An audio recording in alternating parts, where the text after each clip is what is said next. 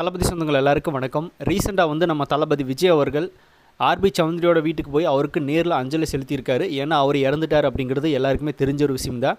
ரீசெண்டாக வந்து ஒரு ஆக்சிடெண்ட்டில் அவர் இறந்துட்டார். அவரோட உடல் கொண்டு வரப்பட்டிருக்கு.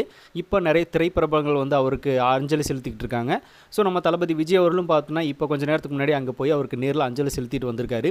நம்ம தளபதி வச்சும் சில படங்களை வந்து ஆர்பி சௌத்ரி ப்ரொடியூஸ் பண்ணியிருக்காரு. பூவே உனக்காக, துள்ளாத மனம் துள்ளும், கடைசியாக பார்த்தோன்னா தளபதியோட ஜில்லா திரைப்படத்தை கூட அவங்க தான் பண்ணியிருப்பாங்க.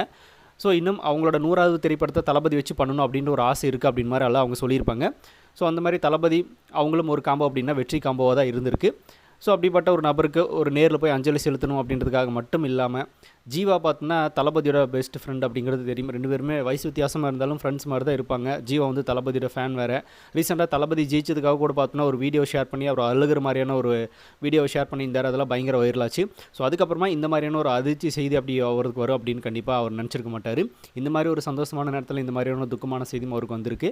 ஸோ அதெல்லாம் அவர் கடந்து தான் வரணும். வேறு வழியில் அவருக்கு நம்மளோட ஆழ்ந்த இரங்கல்கள் தெரிவிச்சுக்கலாம். இப்போ தளபதி விஜய் அவர்கள் நேரில் போய் அஞ்சலி செலுத்தியிருக்காரு. இதுக்கு நிறைய திரைப்படங்கள் போயிட்டுருக்காங்க. விஜய் அவர்கள் ஒரு சிஎம் அப்படின்னு ஆனதுக்கப்புறமும் கூட நேரில் போய் பார்த்தோன்னா அஞ்சலி செலுத்தியிருக்காரு. அவருடைய இந்த பிஸி வேலையிலையும் கூட. ஏன்னா ஆல்ரெடி அவருக்கு பல பிரச்சனைகள் போயிட்டுருக்கு.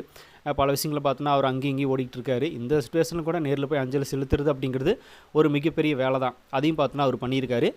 ஸோ நீங்கள் என்ன நினைக்கிறீங்க இதை பற்றி அப்படிங்கிறத கமெண்ட்டில் ஷேர் பண்ணிட்டு போங்க.